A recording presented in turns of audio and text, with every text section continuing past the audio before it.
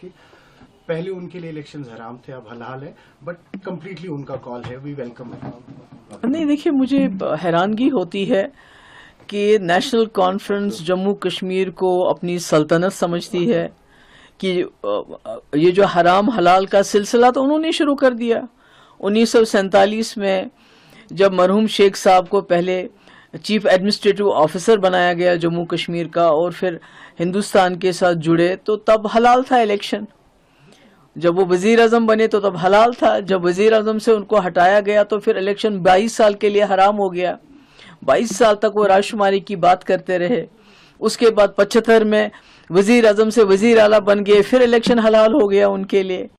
اور اس کے بعد 87 میں جب یہاں جماعت اسلامی اور دوسری جماعت اسلامی کوئی پہلی بار الیکشن نہیں لڑ رہی ہے، سید علی شاہ گیلانی صاحب مرحوم بہت پہلے سے الیکشن پروسیس کا حصہ تھے، مگر 87 میں حلال کو حرام کس نے بنایا ہے جماعت کے لیے الیکشن کو، یا دوسری جماعتوں کے لیے یا مف کے لیے؟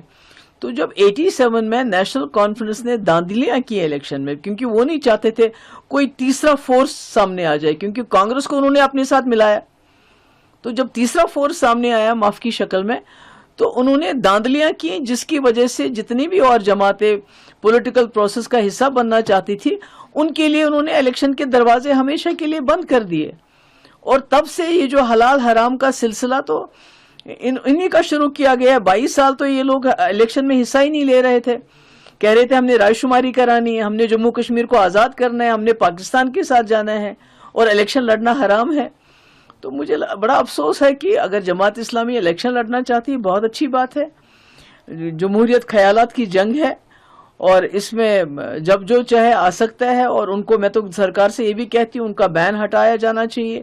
ان کے جتنے بھی انسٹیٹیوشنز ہیں، ایسٹس ہیں جو آپ نے فریز کیے ہیں، کنفسکیٹ کیے ہیں، ان کو ڈی فریز کیا کرنا چاہیے، ان کو واپس کرنا چاہیے.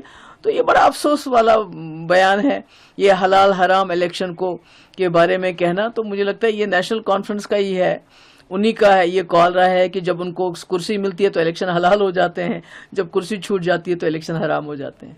شکریہ.